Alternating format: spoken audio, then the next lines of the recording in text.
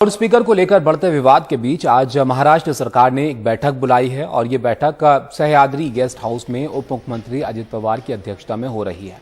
Loud speaker विवाद पर समाधान के लिए ये बैठक बुलाई गई और बैठक में बीजेपी शामिल नहीं हो रही है। इस बैठक में देवेंद्र फडणवीस और महाराष्ट्र बीजेपी अध्यक्ष चंद्रकांत पाटिल को शामिल होना था। अब ये दोनों नेता दोपहर 1 बजे प्रेस कॉन्फ्रेंस करेंगे।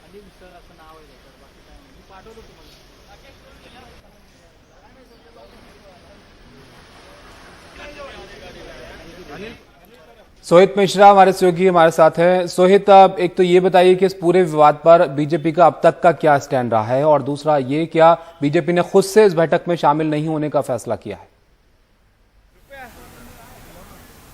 बिल्कुल तपीश, देखिए ये जो बैठक है, सबसे पहले मैं आपको बता दूं, ये जो सह्याद्री गेस्ट हाउस यहाँ पर मौजूद है वहीं पर ये बैठक होने वाली है। नेताओं के आने का सिलसिला जारी है। बीजेपी महाराष्ट्र की मुख्य विपक्षी पार्टी है, लगातार हिंदुत्व का मुद्दा उनकी ओर से उठाया गया। मुंबई बीजेपी के जो अध्यक्ष हैं मंगल प्रभात लोधा, वो राज्यपाल से भी उन्होंने मुलाकात की थी इस लाउड स्पीकर के मुद्दे पर, जिसके बाद राज ठाकरे ने यह मुद्दा उठाया। तो बीजेपी हमेशा से कहते आई है कि ये मुद्दा उनका है। आपको याद होगा कि मोहित कंबोज जो बीजेपी नेता है वो तो लाउड स्पीकर भी बांटते हुए नजर आए थे मंदिरों में हनुमान चालीसा के लिए। तो ऐसे में ये महत्वपूर्ण था कि बीजेपी भी इस बैठक में शामिल हो, लेकिन देवेंद्र फडणवीस की ओर से जो बीजेपी की ओर से जो खबर आई है उसमें यही बताया गया कि देवेंद्र फडणवीस और चंद्रकांत पाटिल दोनों इसमें शामिल नहीं होने वाले हैं। 1 बजे उनकी ओर से एक प्रेस कॉन्फ्रेंस का आयोजन किया गया है, जिस पर वो अपनी वजह भी बताएंगे कि वो क्यों शामिल नहीं हो रहे हैं। राज ठाकरे को भी इसमें शामिल होना था, लेकिन वो नहीं आ रहे हैं, लेकिन उनके पार्टी के लोग यहाँ पर आ रहे हैं। पिछले कुछ दिनों से हमने देखा है कि ये लाउड स्पीकर, हनुमान चालीसा, ये जो विवाद है महाराष्ट्र में कितना बड़ा होता हुआ नजर आ रहा है। कई जगहों पर बार बार गृह मंत्री की ओर से भी कहा गया था कि दो समुदायों के बीच में द्वेष पैदा करने की कोशिश की जा रही है, और ऐसे में एक समाधान निकालने के लिए ये बैठक बुलाया गया है। कई नेताओं के पहुंचने का सिलसिला यहाँ पर शुरू हुआ है। आदित्य ठाकरे हों, एकनाथ शिंदे हों, या और भी कई नेता हों, गृह मंत्री दिलीप वळसे पाटिल हों, ये सभी लोग पहुँच चुके हैं। अब भी लोगों के पहुँचने का सिलसिला शुरू है, और ये अलग अलग पार्टी के नेता हैं, यानी सभी को बुलाया जा रहा है। एक कमेटी बनाने की कोशिश की जाएगी, या वहाँ पर बैठकर एक चर्चा करने की कोशिश की जाएगी कि आखिर इस पर क्या हल निकाला जा सके। इससे पहले आपको याद होगा कि जो गृह मंत्री हैं उन्होंने कई डीजीपी से भी मुलाकात की थी और उस पर भी चर्चा की थी कि कानून क्या कहता है और क्या कुछ किया जाना है। लेकिन इस सब के बीच अब जब बीजेपी यहाँ पर नहीं आ रही है, और बीजेपी जब लगातार इस सारे मामले उठाते रहे हैं, देखिए अभी भी नेताओं के आने का सिलसिला जारी है, तो बीजेपी क्यों नहीं आ रही है ये देखना अहम होगा। 1 बजे जब उनकी प्रेस कॉन्फ्रेंस होगी तब उसमें शायद वो इसका खुलासा कर सकते हैं। पिछले 2 दिनों की भी अगर बात करें तो आपको पता है कि हनुमान चालीसा को लेकर कितना बड़ा विवाद हुआ। एक सांसद नवनीत राणा और एक जो विधायक हैं रवि राणा, दो लोग अभी जेल में हैं। शिवसेना के कार्यकर्ता कई जगहों पर प्रदर्शन करते हुए नजर आए थे। तो इस तरह का जो माहौल आ रहा है, और ये सारी चीज़ें बीएमसी चुनाव से पहले हो रही हैं, ऐसे में सरकार के सामने भी एक स्थिति पैदा हुई है। एक तरफ विपक्ष की कोशिश है कि शिवसेना के हिंदुत्व पर सवाल उठाया जाए, तो वहीं शिवसेना के साथ इस सरकार में कांग्रेस और एनसीपी भी है।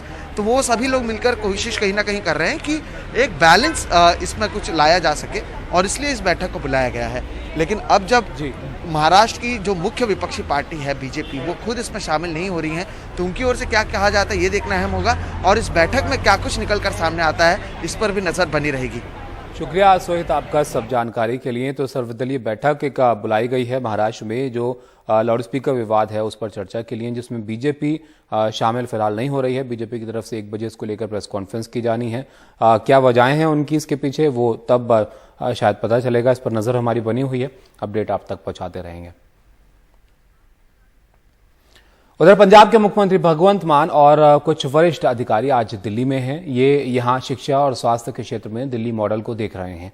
भगवंत मान आज दिलशाद गार्डन के राजीव गांधी अस्पताल, कालकाजी के doctor Ambedkar institute of excellence, greater Kailash के मोहल्ला क्लिनिक, चिराग एनक्लेव के स्कूल का दौरा कर रहे हैं। इस दौरान दिल्ली के मुख्यमंत्री अरविंद केजरीवाल उनके साथ हैं।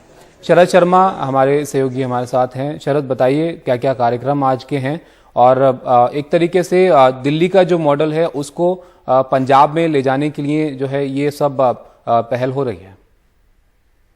तबिश, देखिए आज सबसे पहले अभी दिल्ली सरकार का जो स्कूल ऑफ एक्सीलेंस है दिल्ली के कालकाजी में, तो इसमें अभी दौरा चल रहा है मुख्यमंत्री भगवंत मान का, साथ में दिल्ली के मुख्यमंत्री अरविंद केजरीवाल ने। इसके बाद एक दिल्ली के दौरा होगा, अब फिर एक और जाएंगे अरविंद केजरीवाल, और फिर दिल्ली सरकार का जो ताहिरपुर में hospital, Rajiv Gandhi super speciality hospital, वो दिखाया जाएगा।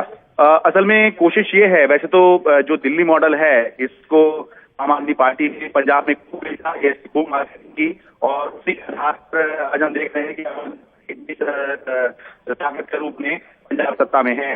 लेकिन इस इवेंट के जरिए एक तो ये दिखाने की कोशिश है कि देखिए क्या दिल्ली मॉडल है और दिल्ली मॉडल किस तरह का दिखता है, यहाँ के स्कूल जो हैं वो किस तरह के दिखते हैं, मोहल्ला क्लिनिक जो आम आदमी पार्टी का एक फ्लैगशिप प्रोग्राम है वो किस तरह का दिखता है। और इसी को ये दिखाने की कोशिश है कि पंजाब जो है इस मॉडल को किस तरह से अपना सकता है। आपको याद होगा पिछले दिनों एक विवाद भी हुआ था कि कुछ अफसरों की जो मीटिंग है, जो आला अफसर थे पंजाब के, उनकी दिल्ली में मीटिंग क्यों हुई, अरविंद केजरीवाल के साथ मीटिंग क्यों हुई, इस पर विवाद हुआ था। तो आज जो है न सिर्फ पंजाब के मुख्यमंत्री बल्कि सारे जितने आला अधिकारी हैं वो, और पंजाब के शिक्षा मंत्री, पंजाब के स्वास्थ्य मंत्री, ये सारे ही ये मान के चलिए कि पंजाब सरकार ही आज जो है दिल्ली में विजिट कर रही है, ताकि ये जो विवाद हुआ था कि अधिकारियों ने क्यों मीटिंग की, आम आदमी पार्टी का कहना था या भगवंत मान का कहना था कि वो ये मॉडल समझ रहे थे कि किस तरह से इस मॉडल को जो है पंजाब में रेप्लिकेट किया जा सकता है या लागू किया जा सकता है। तो आज उसी को आगे बढ़ाते हुए पूरी पंजाब सरकार का डेलीगेशन मुख्यमंत्री भगवंत मान के नेतृत्व में दिल्ली के जो स्कूल हैं, सरकारी स्कूल, और जो दिल्ली के मोहल्ला क्लिनिक और सरकारी अस्पताल हैं, इनका दौरा कर रहा है। पूरे दिन का आज ये प्रोग्राम रखा गया है। ताबिश, शुक्रिया शरद आपका सब जानकारी के लिए। तो पंजाब सरकार का डेलीगेशन आज दिल्ली में है, भगवंत मान भी हैं, और दिल्ली में जो सरकारी स्कूलों का मॉडल है और मोहल्ला क्लिनिक है, इन सब का दौरा यहां पर किया जा रहा है। आगे बढ़ते हैं। प्रशांत किशोर के कांग्रेस में शामिल होने की खबरों के बीच कांग्रेस के खेमे में एक डील को लेकर हलचल मच गई है। वो डील है प्रशांत किशोर की कंपनी आईपैक और टीआरएस के बीच। कांग्रेस को ये बात अखर रही है क्योंकि तेलंगाना में टीआरएस और कांग्रेस प्रतिद्वंदी हैं, और ऐसे में मुख्यमंत्री खुद कह रहे हैं कि प्रशांत किशोर टीआरएस मिलकर काम कर रहे हैं। वहीं आज प्रशांत किशोर के प्रस्ताव पर कांग्रेस नेताओं की 11 बजे बैठक होनी है। बैठक से पहले पी चिदम्बरम की अध्यक्षता में बनी 7 सदस्यों की कांग्रेस कमेटी ने सोनिया गांधी को रिपोर्ट सौंपी है। कांग्रेस में कमेटी में जयराम रमेश, दिग्विजय सिंह, मुकुल वासनिक, अंबिका सोनी, केसी वेणुगोपाल और रणदीप सुरजेवाला शामिल हैं। आज होने वाली बैठक में प्रियंका गांधी और एके एंटनी भी शामिल होंगे।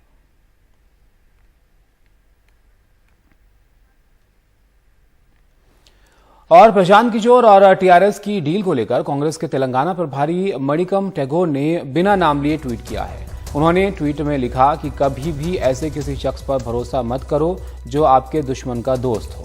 क्या यह सही है?